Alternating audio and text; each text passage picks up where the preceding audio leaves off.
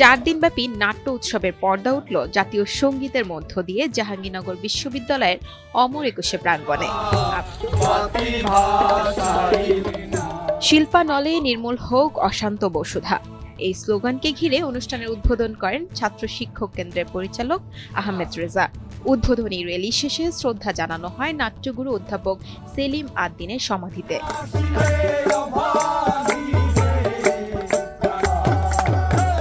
মুক্তমঞ্চে উৎসবের প্রথম দিনে ছিল প্রাণের ছোঁয়া, শ্রদ্ধা নিবেদন আর নাট্যমুখর ছিল মুক্তমঞ্চ।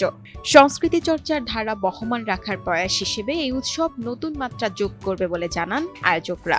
জাহাঙ্গীরনগর থিয়েটারের সঙ্গে সংশ্লিষ্ট যারা, তাদের সবাইকে নাটক আমাদের জীবনের কথা বলে, আমাদের ভেতরকার অনেক বোধ নাটকের মাধ্যমে আমরা খুঁজে পাই।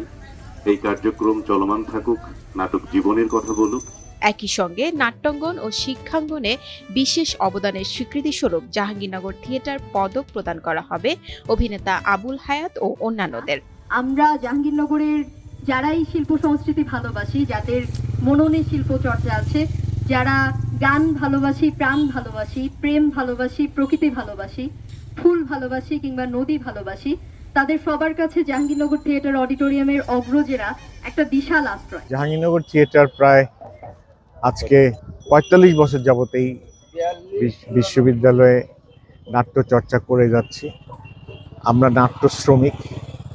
আমাদের উদ্দেশ্য হচ্ছে বাংলাদেশটাকে একটা সাম্প্রদায় মুক্ত একটি দেশ, স্বাধীন দেশ হিসাবে গড়ে তোলা, যেখানে সবার কথা বলার অধিকার থাকবে। আমাদের সবচেয়ে বড় দুঃখ যেটা, সেটা হচ্ছে ফ্যাসিস্টরা চিরজীবনই এক মুখোশ পাল্টে আরেকটা মুখোশে ঢুকে থাকে। আমাদের এই ফ্যাসিস্টদেরকে চিনিয়ে দেওয়ার জন্য আমাদের এই চেষ্টা। 4 দিনব্যাপী এই আয়োজনে শুধু নাট্য উৎসব নয়, এ যেন প্রজন্ম থেকে প্রজন্মে নাট্য চেতনার এক দীপ্ত আহ্বান।